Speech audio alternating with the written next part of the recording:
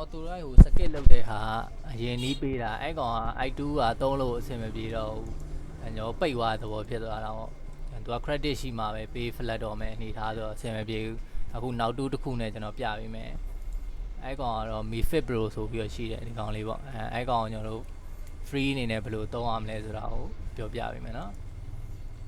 ရုံးဆုံးကျွန်တော်လောက်ရမှာတော့ဘိုင်ဘတ်ရင်လောက်ရမှာပေါ့ authorize skip လုပ်မယ်အခုပြပေးမယ်လုံးလေးကတော့လုံတိုင်း 4G ပေါ့UFS သုံးတာအလုံးဒီကောင်ကျွန်တော်တူးနေတစ်ချက်အမီနာနော်ဒီမှာကျွန်တော်တို့ firmware ရေးမယ်ဒီကတော့ firmware ရေးတဲ့ဟာကိုပဲပြပေးပါမယ်ကျန်တာကတော့ကိုက like ကလေးကြီးပေါ့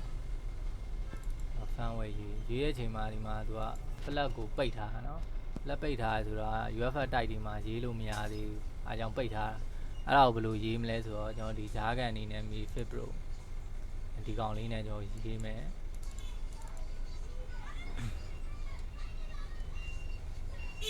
ဒီကောင်ကဒီ2တစ်ခုတည်းတည်တန်းနဲ့ရေးလို့လဲသူကမရဘူးရေးမယ်ဆိုရင်ကျွန်တော်တို့credit တွေဝယ်ရတာပေါ့တစ်လုံးရေးဖို့ဆိုရင်တော့2000ဝယ်လောက်ကုန်လိမ့်မယ်အခုကအဲ့လိုမပေးဘဲနဲ့ကျွန်တော်2နဲ့ဒီမှာ model မှာ support ရတယ်ဆိုရင်authorize skip ရင်လုံးမယ်ပြီးရင် i2 နဲ့ရေးမယ်ဆိုရင် credit တွေပေးကြမလို့ဘူးဗျာအဲ့လိုပုံစံနဲ့ပြပေးမှာကျွန်တော်ဒါဆိုရင်အကောက်ရှိတယ်ဒီအကောက်တော့ကျွန်တော်အရင်လို public မှာမပေးတော့ဘူးအရင်ကောက်တော့ကလည်း public မှာပြလိုက်လို့လားမသိဘူးအဲ့ဒါပိတ်သွားပေါ့ဒီကောင်လေးကလည်း virus မကိုက်လို့ပြပေးရတခြား2တွေကကျွန်တော် run လိုက်တာနဲ့ PC မှာ virus တွေကိုက်တယ်ဆိုတော့တအားချုပ်ထားပါဒီကောင်လေးကတအားမချုပ်ထားဘူးစင်ကြီးတယ်ရုံးစောလောက်ရမှာတော့ KS2 ကိုဖွင့်ကျွန်တော်သုံးကျင်တဲ့ model ရွေးမယ်ပေါ့အစာနေပြန်ပြရမယ်နော်ကျွန်တော်ကတော့ Note 9 4G โอเคဒါဆိုရပြီရပြီရင်ကျွန်တော်ဖုန်း968ပေါ့ဒီလုံးက software ရေးမှာတပ်ပွိုက်ထောက်ပြီးတော့968သွားမယ် yes ဒီမှာ968တည်ပြီအတည်ဆိုရင်ဒီအောက်မှာကျွန်တော် authorize skip ဆိုပြီးတော့ပြမယ်နော် authorize skip ကိုနှိပ်မယ်ကျွန်တော်နှိပ်ခင်ဒီမှာ firmware information တွေကြည့်မလားဆိုအချို့ဓာတ်နေရဲ့လုံးတွေအဲ့လိုလုံးတွေဆိုရင်တော့ဒီကောင်မကြည့်တာကောင်းတယ်ကျွန်တော်အမှန်ကျကိုဖြုတ်လိုက်ဖြုတ်ပြီးမှ authorize skip ကိုလုပ်နှင်းဖို့ဒီကောင် information စစ်များတူကဟန်းသွားပြီးတော့ပြန်လုပ်နေရမှာဆိုလို့နော် skip နေတယ်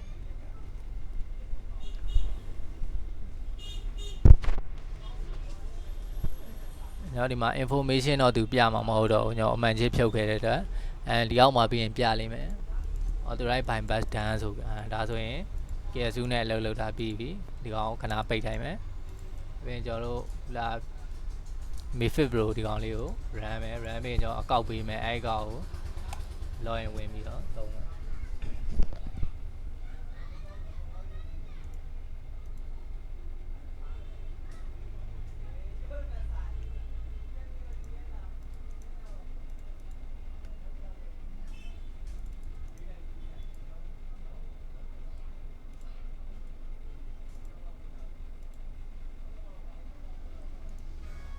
ဒါမျိုးပေါ်လာလို့ဒါစာသုံးလို့ရ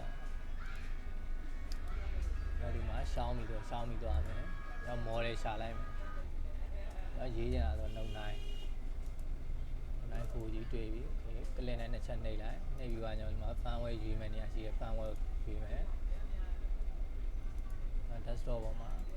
Android လေးရေးမယ်။ဒီအောက်မှာကိုယ်က packet ထုတ်ချင်လား။ပြီး skip လုပ်ချင်လားအဖားကြီးဖြုတ်ချင်လားတခါလေးလုပ်သွားလို့ရနော်ပြီးရင်ဘာမှမလိုတော့ဘူးတခါလေး flag ကိုနှိပ်ပြီးလိုက်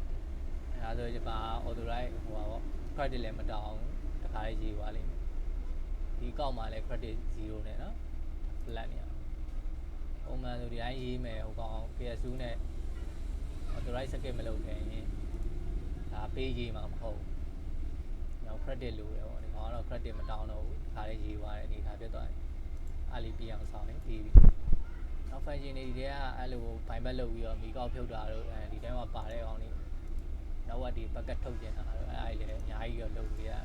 ကိုက license ကြီးပဲဒီကောက်ကတော့ကျွန်တော်မပေးထားတော့ဝဲလူတွေ Messenger မှာလာပြီးတော့တောင်းလို့ရတယ်အကောင့်ကို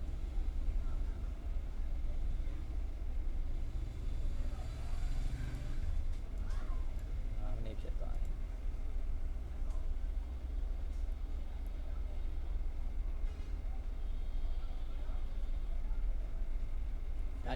ဒီ model မှမဟုတ်ဘူးเนาะဒီလိုတခြား model တွေ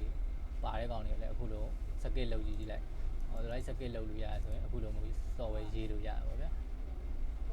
မပါတဲ့ဟာတော့မရသေးဘူးပေါ့ credit pay ရေးပေါ့အဲ့ဒါဆိုရင်တော့ကျွန်တော် AC ရေးပါတယ်တူရ300အဆင်ပြေ credit pay 300တူတွေဆိုတော့ flat တော့တော်တော်လေးကြိုက်တယ်ခေဒါဆိုရင်တော့ပြီးပါတယ်